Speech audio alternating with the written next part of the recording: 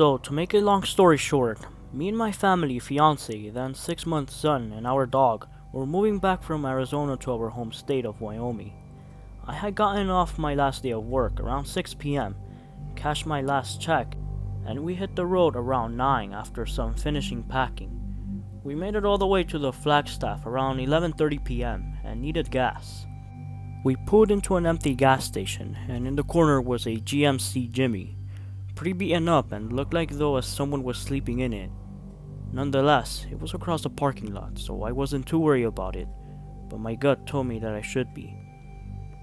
I pulled up to the pump, and as soon as I got out of the truck, a man was standing at my bumper asking for money. He asked if I could spare some change for gas, and I told him no. So he starts walking back to the car and murmurs, "I wasn't asking." Instantly, I froze at the pump. I turned to look at him, and his hand is in his wristband. What he didn't know is I practice concealed carry. So I pull my weapon, look over at my fiance, and isn't shocked and terrified, obviously because our son is in our truck.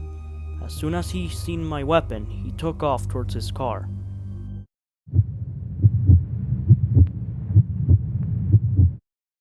A few months ago, I was sitting in my front porch enjoying a peaceful afternoon.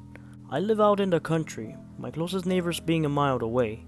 Just me and my dog watching squirrels run across through the dirt road.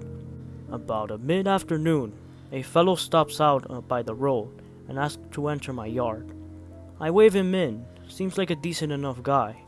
As he approaches the steps, my dog moves to block him.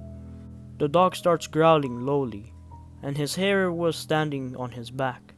This was unusual. The man asked if he would bite.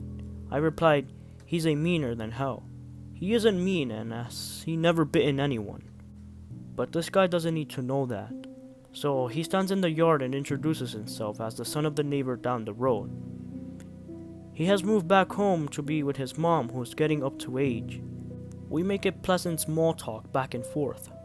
My dog stays between us. He doesn't take his eyes off the stranger.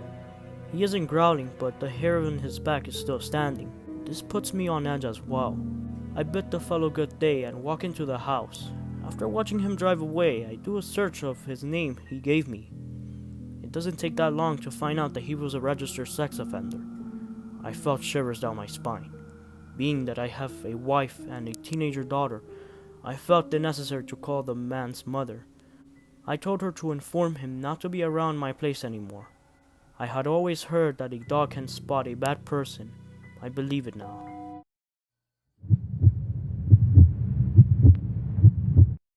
I live in a very rural area, and there are wide, vast landscapes and woods close to our town. I occasionally go there for a run on these abandoned trails, but usually avoid the woods. I love the nature, but I already had some of mildly creepy encounters there with some farmers that would drive around here, taking care of the fields, so I only extend my run through the woods if I see that there are other walkers or people with their dogs, etc., on the paths leading into them, and otherwise staying on the paths along the fields. Last year, we had a very mild winter, and I felt somewhat brave in one of those warmer days, so I decided to take a longer run on the afternoons through the woods against my gut feeling. I just wanted to see all trees and their branches covered in snow, since I imagined it would be beautiful scenery, and it indeed was, very peaceful on top. There wasn't a single soul around when I suddenly passed a wooden grate and noticed a nun standing in the middle of this glade, staring at a wooden cross and praying. I assumed it was some kind of grave since the cross was all decorated with flowers and such. I really felt uncomfortable since I didn't know if I'm trespassing some territory that I shouldn't be in, but I watched the scene out of curiosity while slowing down from running to a brisk walk. I eventually move on faster again because suddenly some questions pop into my head. Why was there a grave in the middle of nowhere, deep in the woods, easily 3 miles from the nearest neighborhood? What is the nun doing there? Why don't we have any form of alibi in this town? I felt pretty paranoid, and to no one's surprise, hit a new running piece afterwards. I'm curious to visit this grave someday with someone and see what actually is there. I know it isn't super creepy per se, but on that particular day, it just felt overall creepy, especially being completely alone out there.